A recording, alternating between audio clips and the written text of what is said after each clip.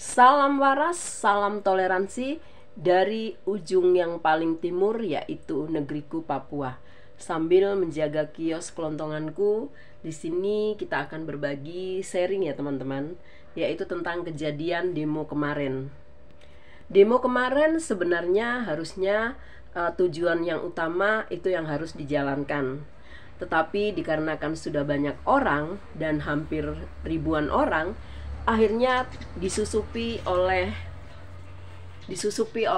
pendemo-pendemo yang radikal, yang tujuannya menjadi melenceng, membawa nama presiden yang lalu, membawa namanya anaknya yang sudah menjadi wakil presiden. Jelas itu salah besar. Dan mereka juga melakukan sampai menjara dan melakukan pengrusakan di tempat umum dan menjara rumah-rumah DPR dan berbuat anarkis, itu namanya. Sebenarnya kalau menjara dan mungkin dikumpulkan barang-barang yang berharganya dan itu nanti diperuntukkan buat rakyat kembali, mungkin itu sedikit masih bisa dibenarkan.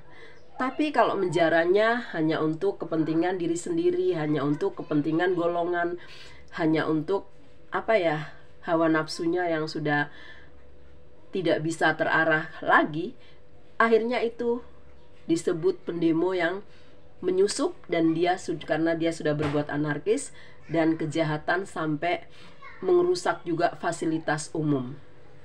Nah, disinilah sebagai para pendemo yang tadinya aspirasinya buat rakyat, yaitu tujuannya harusnya itu yang utama yang dikerjakan, akhirnya menjadi melebar kemana-mana dan akhirnya tidak fokus kepada tujuannya yang utama.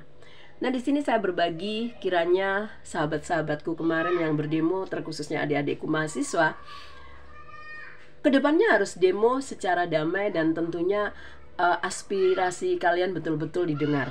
Dan di sini juga saya mengingatkan kepada para pejabat tinggiku, kalau sudah ada mereka datang beribu-ribu pendemo, harusnya kamu turun lapangan dan kamu harus juga menyuarakan agar menyenangkan hati rakyatmu.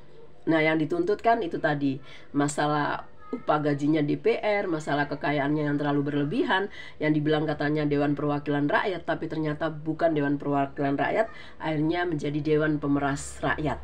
Nah, inilah yang salah. Dan juga kemarin Bapak Presiden kita yang terkasih sudah membuat pernyataan bahwa nanti akan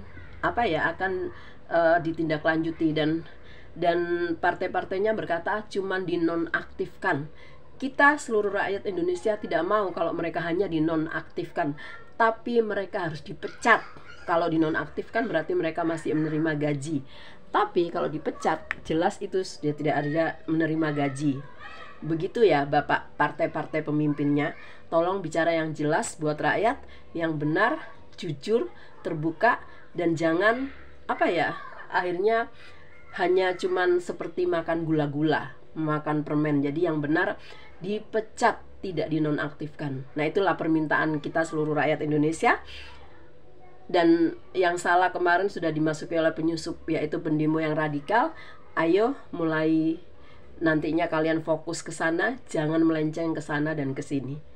Dan tolong Bapakku Presiden yang terkasih, Presiden Prabowo, dengarkan suara rakyatmu, karena ini jeritan rakyatmu, karena memang selama ini memang rakyat belum sejahtera.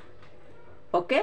Dan kemiskinan harus ditiadakan, dan tentunya itu tadi yang terlalu mencekek mereka gaji yang DPR-nya besar, tapi dengan katanya Dewan Perwakilan Rakyat, dibandingkan rakyatnya bagaikan bumi dan langit. Kurang belusuan, kurang turun di lapangan, karena mereka hanya menikmati cuan, dan cuan. Uang itu akan lenyap, dan cinta akan uang adalah akar dari segala kejahatan. Dan dia, harta kekayaan, Tuhan bilang dunia ini akan lenyap.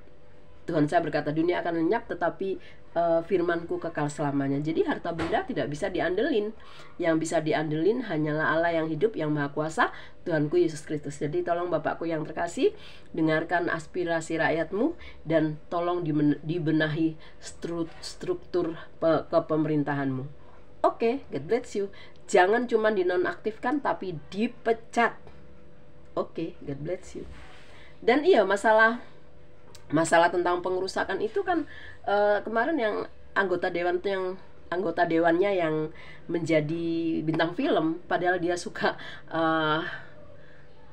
suka membaca pikirannya orang, menghipnotis orang di setiap kegiatannya dia waktu menjadi bintang film.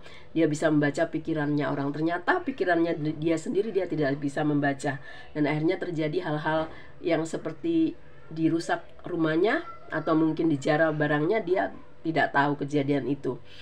Nah, hukum tabur tuai itu berlaku. Orang dihipnotis, menceritakan segala-galanya. Dan apakah itu tidak ada hukum tabur tuai? Jadi bekerjalah yang benar, bekerjalah yang takut akan Tuhan, awal mula dari segala pengetahuan, karena hukum tabur tuai itu berlaku. Bisa hipnotis orang, tapi dirinya sendiri tidak bisa terdeteksi. Jadi akhirnya seperti itu. Oke, God bless you.